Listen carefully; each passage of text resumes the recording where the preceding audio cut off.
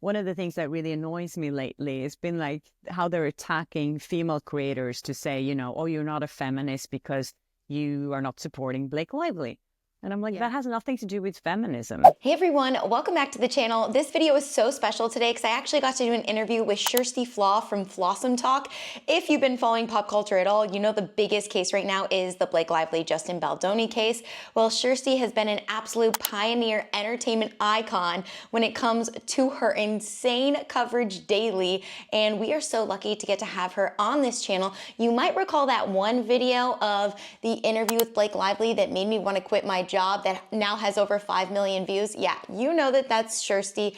I was so lucky to connect with her. I actually reached out to her about Meghan Markle and my experience interviewing Meghan Markle on the red carpet and just how I felt about her getting what I think is unfair coverage right now. So she had me on her channel to discuss that. So definitely check out that video in the description below. And then she came on my channel to do deep dives into the Blake Lively Justin Baldoni case. And we go over, is the internet being a little unfair right now? Is it getting to the point of bullying? Just what do we want at this point for the case? And also, what gave her the courage to release that video and also sue the Golden Globes back in the day? We get into it all. I can't wait for you guys to see this interview.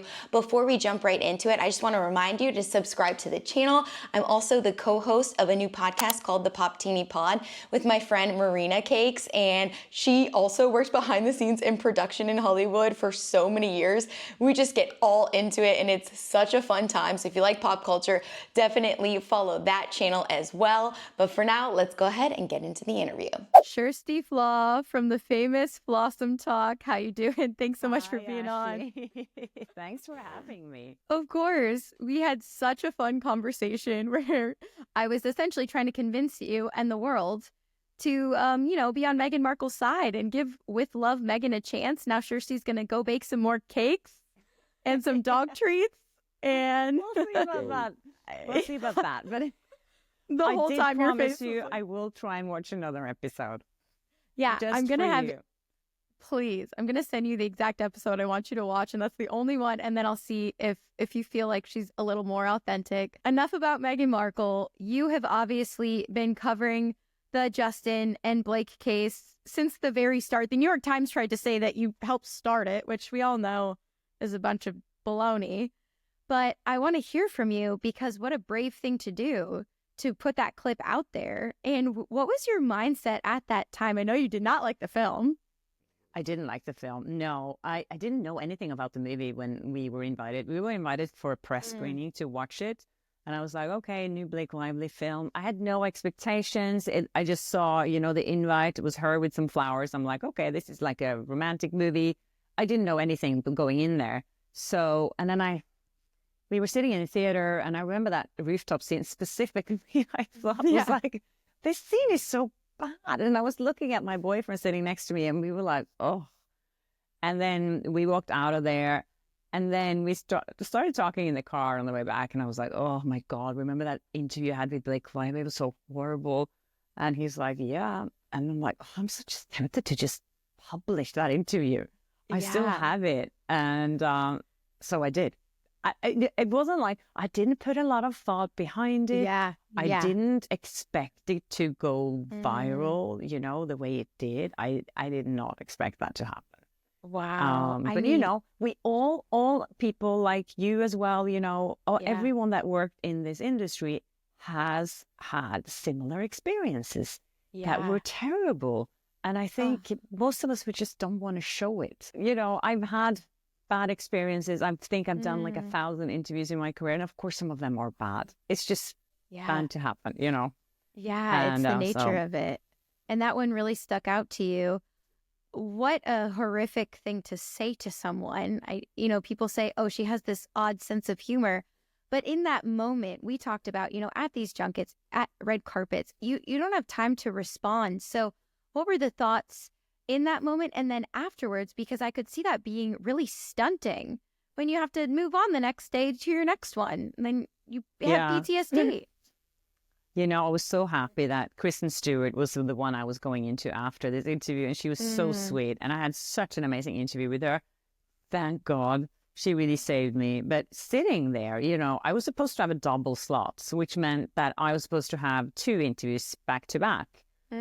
So it was supposed to be then probably like 10 minutes long, and they cut it after like 4.5 or something. And it's interesting because I was talking about that on my show today, that I only found one more interview from that day on YouTube, which is really interesting. Whoa. Because, you know, these press junkets, they show up everywhere. And that is only one more interview from that day. I wonder how many tapes they confiscated that day from other reporters. Because, because I find that weird. No, it was horrible. It was just a horrible experience. Like you were saying on my channel, you know, you go home and you cry. And that's what you do. Yeah. We talk about just how much we cry in this industry, which is like laughable afterwards. I'm so glad though that you posted it. We talk about how important receipts are. And obviously, you know, Justin is bringing so many receipts. I was at a bachelorette weekend with people who were so team lively. I was like caught off guard. And so I kind of want to act like I'm one of them right now and ask you some questions. You know, they were saying to me, well, women have nothing to gain from coming out like that. I was trying to explain, well, this particular woman did. What would you say when people say women have nothing to gain by claiming sexual harassment? Well, I would say that generally, no, you don't have much to gain. But like we've seen before, like, for example, Amber Heard, she had a lot to gain, right? You know, when it comes to getting a settlement from Johnny Depp and so on. And with Blake Lively now, that we've seen the receipts from Justin Baldoni. And I think all those people that you're talking about that are pro-Blake, they haven't bothered to look into his side of things. And what happened when that New York Times article came out? So many people jumped on that straight away, being like, oh my God, he sounds like a creep. You know, people jumped on me too, saying like, oh, you were paid because the article insinuated that I was working with this team. And I was like, no, I wasn't paid. And that's why when I saw that article, I reacted probably differently than most people, because I knew that what they were saying about me wasn't true. And I was like, what else here is kind of half true or not? So I was very suspicious when I read the rest of the article, because I was like, they didn't reach out to me. And you know, as a journalist, you should always reach out to people, especially when you're accusing someone of something like that. And everyone else, you know, they reached out to Baldoni's team. Not that they gave them much chance to respond, but you know, they did reach out to him. 14 hours. Yeah, exactly. 10 hours, actually. Yeah, no, it's awful. Wow. But no, so I would say that for Blake Lively to ruin this man's life, she has a lot to gain, because she could get the rights for the next movie. And it seems like that's what they were after the entire time. It's so cynical. And the thing is, accusing someone of sexual harassment is like, I just can't see any sexual harassment here. I just cannot find it anywhere. And I think it's disrespectful to other women who have actually experienced it and has been, you know, traumatized by it. And I completely agree. I mean, her one receipt, well, it wasn't hers, it was his, was that footage from that scene. You know, it's like, well, I've been on a set. I know when you're told, you know, improvise and act like you're in love, that's exactly what you do. So, but I have a question for you, which is, a lot of people now are saying, you know, all these people, and I follow, you know, all the people covering it, you know, Donna Bowling, you know, Popcorn Planet, all of them, right? And I know you've worked with a lot of them. And they're saying it's getting a little much, right? Like, so many people are attacking her. But especially on your end, I kind of view it as like fighting for justice. What's your perspective on that? Like, do you feel like, no, we're going to cover this case as if just because we're not working for the New York Times doesn't mean we're not going to follow this case until the end, because that's what I do as a journalist. Like, what would you say to those people who are like, why is everyone so into this every day? I think we need to make people have people take responsibility for their actions. And I think in Hollywood, I mean, you worked there as well, and this town is filled with enablers, you know, that are letting these kind of behavior past. Like, see what happened with Harvey Weinstein. How many people knew about him, So these things, and especially the way you can just ruin someone else's life, some innocent man's life and his family. Remember, he has a family too. And the way that they can do that just because they're more powerful. I think what we've seen now, which I think is so interesting, is that the whole internet, come together, and all these internet sleuths finding out all this information and working as little researchers everywhere is pretty amazing. So you can't really get away with things anymore. Do you think all of the internet sleuths, and I say that in a very positive light, I support it, I'm eating it up. Do you think we're getting ahead of the bigger publications because there's so many people and they're analyzing every single thing? Like, what does this whole case, why do you think people are so invested?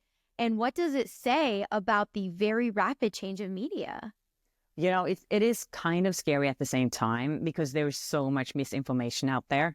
So you don't know what's real and what's not. And I think a lot of content creators, they're like jumping on the first opportunity to report on something without even checking if it's true. And that goes for both sides. I've seen information that's been sent to me and I look at it, I'm like, I don't trust this. This doesn't seem right to me. But then I see people reporting on it. And it happened to me too. People made up stories about me. And misinformation. I saw Sloan. Yeah. You saw, he said he's sorry to me. That was great. I've seen people coming up with these long stories that I was told not to mention her pregnancy. That was a big story for a while. There was another one, crazy one, who said that I'd walked up and touched her belly before the interview. I was like, what? Who would do something like that? So there's so many things out there. Wow. And people have tried to make me into some like that I am being obviously paid, that they said I'm paid by Baldoni's team because I also supported Johnny Depp. And then I think one of the things that really annoys me lately has been like how they're attacking female creators to say, you're not a feminist because you are not supporting Blake Lively. And I'm like, that has nothing to do with feminism. I mean, just because we also believe that a woman can lie doesn't mean that you're not a feminist or you don't believe in equal rights for men and women or equal pay. It has nothing to do with that. For me, it's just like, it irritates me that, they're politicizing this, saying that, just because you support Justin Baldoni means that you are a Trump lover or, a very conservative and you hate women. And I'm like, the way that they're doing that, and especially for other women supporting a man, it's like I find that kind of nasty. Yeah. It's the one story that, people who analyze this say it's actually bringing both sides together.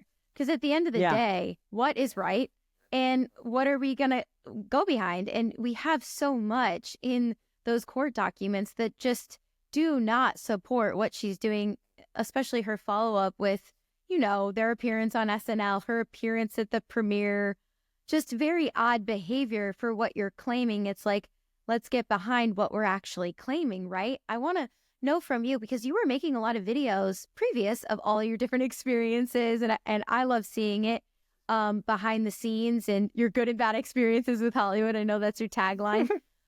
But has your scope of how you're approaching everything, like what do you want moving forward in your type of content? I know you don't really want to, do red carpets and junkets anymore, but how should, entertainment journalists like yourself move forward in this landscape? And how has even your mindset changed in the last few months? Oh my God, that's a lot of questions. Let me think. Sorry, that's like 12 questions. I'm like, what was the first one? Well, where I want to go with my content. I really like what I'm doing right now. And the thing is, it is so much more rewarding being a creator on YouTube and being able to actually connect with people directly. As a journalist, you either give away your content to a TV show, or I would also write articles, and then, it's out there, you get paid, bam. Now, it's like you can actually talk to people. You get instant reactions from people. I get so many, emails, DMs from people every single day. I probably get a couple of hundred emails and DMs from people. So, and I try to like really make an effort to get back to everyone, because I think it's just such an amazing thing. And I appreciate so much the support I get from people. So it's very, very rewarding for me.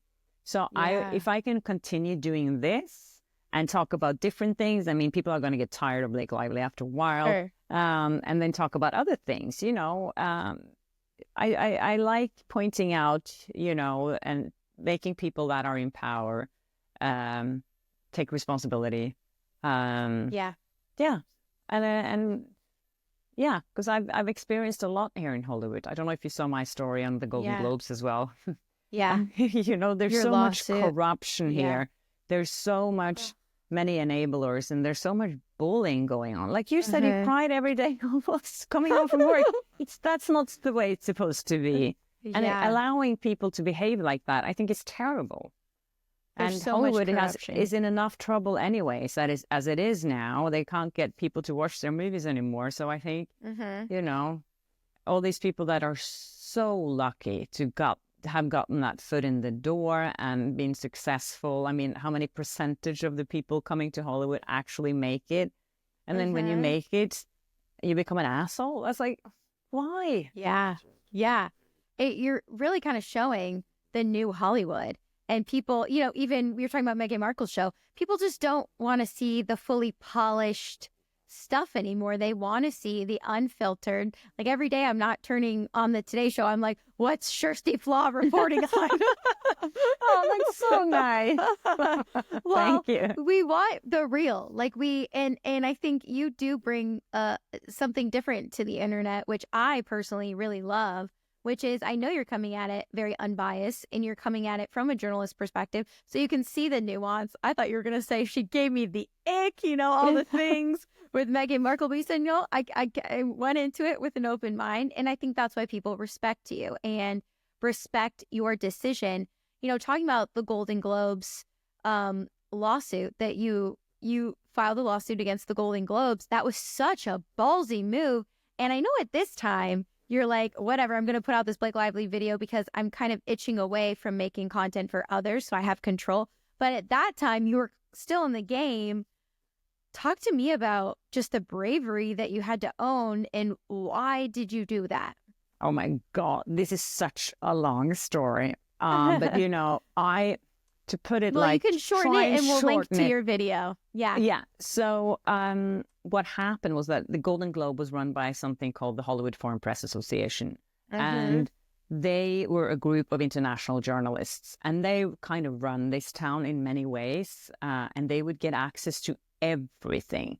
My boyfriend, Magnus, was a member. So I would be his plus one to everything. So I knew everyone there. You know, I was here for a couple of years. And then I was like, I should apply to become a member. And the thing is, I had all the criteria. It wasn't anything like that, but they were so protective. And they did not want other international journalists to become members. So many years, they didn't allow any new members. And the thing is, most of them were retired. They didn't work anymore. And I was sitting on the outside. I'm like, I was struggling to get interviews. And, you know, I came from a small country, so I really needed that access. And they just kept making it more and more difficult for me. They made up new rules so that they didn't, you know, it was awful. And the thing is, they were so mean. I received hate letters in the mail, you know, trying to ruin my relationship. It was just like on a level, I just like, talk about making people cry. I cried so much during that time. It was awful. And then, you know, I did find a lawyer after 3 years of applying, and I was like, you know, they can't get away with this anymore. And I had some people on the inside that were really supportive and said, you know, you should sue them. It's the only way they can change. We need more qualified journalists because they had such a bad reputation. And some of the working journalists were like, we need good people in here that are working journalists, you know, that have ethics. And, you know, that was what worked mostly against me. They didn't want people that they could see as any type of competition. So I did get a lawyer. I filed a lawsuit, which was terrifying. And we never thought that they would let all that stuff that was in my lawsuit get out in the open. But they were so, they refused to change. And they were like, we are not going to get bullied by this freelance journalist from Norway. We're going to show her. And I was like, whoa, we're going to ruin her. And so when the lawsuit hit the media, it blew up. It was everywhere. And the industry was like, yes, finally someone's calling out this group, because they were so hated in the industry, because they were such bullies. They were so entitled and people hated them. And then, things started happening. They were boycotted by the studios. They were boycotted by celebrities. And then after like 6 months, they were taken off the air. Tom Cruise sent back his 3 Golden Globes as well, which was funny. Yeah, so many things happened. They were taken off the air. Yeah. And everyone was like, yay, I love what you did. And all the journalists here were like, finally. But the thing is, for me personally, it didn't really, help me in any way. So the judge dismissed the case. He said that, you can make a living from being a journalist in sport. Just do something else. And even though they were a non-profit organization, we thought that, we would have all the rights to file this lawsuit. But anyways, so it ended up like that. And then, funny enough, so they were taken off the air, and then this billionaire came in, and it was like, I can buy the Golden Globes, and they agreed to sell it to him so they can get some cash. And then they thought, all these members, that they would still be able to be in the organization and work for him, because that's what he promised them. But then he made them sign a deal that he really screwed them over. So just a week ago, they were all fired. And now they want to sue him. Wait, now? Yeah. Just a week ago? Yeah. Breaking news. Yeah. Karma. So they were all fired, and they pissed off. And they were not even allowed to go to their own show anymore. And they were running that show, they're on the red carpet always, bragging about their access to I love this. And then now they're all kicked out. Let justice prevail. Yeah. Oh my gosh. So, Kjersti, you've been such a Hollywood humanitarian, I feel like from the start. Truly, like, you're the one who's like, okay, I'll fall on the sword in order to have justice be served in Hollywood, which I just feel like is so hard in Hollywood, especially. Like, I don't think people understand. It's very high school. It's very cliquey. It's very like, you're at this tier, but you're not at this tier, so you're still not in that room. But you'll get in this room just one day, but then you're, back knocked down there's a few not pegs. much loyalty here, which I really think is so sad. And I experienced, when I did that with the Golden Globes, everyone was like saluting me, and the studios were like, yeah, we're going to boycott them. And everyone was so happy about it. No one reached out to me except Scarlett Johansson's publicist. He was the only one. He sent me a really long, nice email supporting me, but no one else did. Yeah. Oh my gosh. Now you have to reach out to the publicist and have Scarlett on your show and say, why the heck did Ryan Ryan Reynolds come to SNL? You could talk about your skincare brand. Yeah. Full circle. Oh my gosh. Kjersti, I think you need to build your own network in Hollywood, and all this little internet sleuths will come work for you, because you need amazing. that sort of justice, person who's fighting for justice on that side. Speaking of justice, just to, bring us back around, what do you think, one, is going to happen in the Justin and Blake case, and two, should happen? Before we hop back over to Kjersti, I just want to remind you, if you haven't already, go ahead and hit that subscribe button and give this video a thumbs up so we can push it out to more pop culture lovers, especially those following this Blake Lively, Justin Baldoni case. Oh my gosh, I really wanted to go to court, because, that would be great for the rest of us to watch and see what really happened, because otherwise we won't know what really happened. Although I think we kind of know what really happened, but it would be interesting to see how she's going to pull through with this. Because, the lawyers that I spoke to, I had some lawyers on my show, and they were like, people, especially juries, don't like liars. And the thing is, if she has to be on that stand, she has to admit that she's been lying about certain things, that we've seen the evidence, especially with that film, the behind the scenes video that was leaked and stuff like that.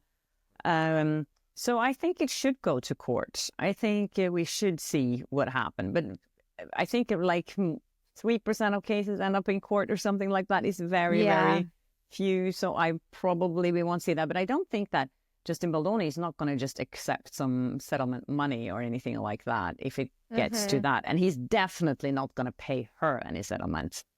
Oh, absolutely not. No. I really hope that this doesn't, because we all know that in our eyes, everyone is Team Baldoni. I think a lot of Hollywood is Team Baldoni and they're just not saying it. But what I fear is that it's going to tarnish his career moving forward for a long time. Yeah, it probably will. Right? Unless someone's like you and is like, I shall stand up. I mean, he's got his billionaire friend, right? So, well, Kjersti, this has been such a joy. And please, obviously, everyone go support Kjersti's channel. It's blowing up because of all of your incredible coverage. Rightly so. You are hustling out there as our little Hollywood humanitarian. And we're just so lucky to have you. Yeah. Is there anything else that you feel like the world needs to know before we sign off? So many things the world needs to know. I'm so dramatic. We'll get to it. Yeah, no, thank you so much for having me, Ashley. You were so amazing. You have this amazing energy about you. I really love talking to you. So maybe you'll come on my show again soon. We have an update. I would with love your cooking. Yeah. As well. Oh my gosh. I'm taking so many pictures. I'm literally trying all the recipes on Sunday. No, you're so much fun. And I feel like it's just so nice because I know we speak the same language and there's an experience. It's a vortex that you can't explain anywhere else of being in the grind, being in Hollywood, crying after junkets and shows and actors who won't listen to you. But I do want to thank you for all that you're doing on behalf of all of us who either don't have the footage to prove our experience or aren't brave enough. And I know a lot of people behind the scenes truly are going, they may not know how to say your name, but I did the research. So much. Oh, this was great. Thank you, Ashley. You're so welcome. You can tell Kjersti just has such a heart for making Hollywood less corrupt. We definitely need more people like her. Kjersti, it was such a pleasure to have you on my show and also go on your show. Like I said, go ahead and support her channel and watch the interview we did in the description below. Don't forget to subscribe to my channel and catch up on all your pop culture updates. I'll see you in the next one. Bye, guys. Show me life, show me love.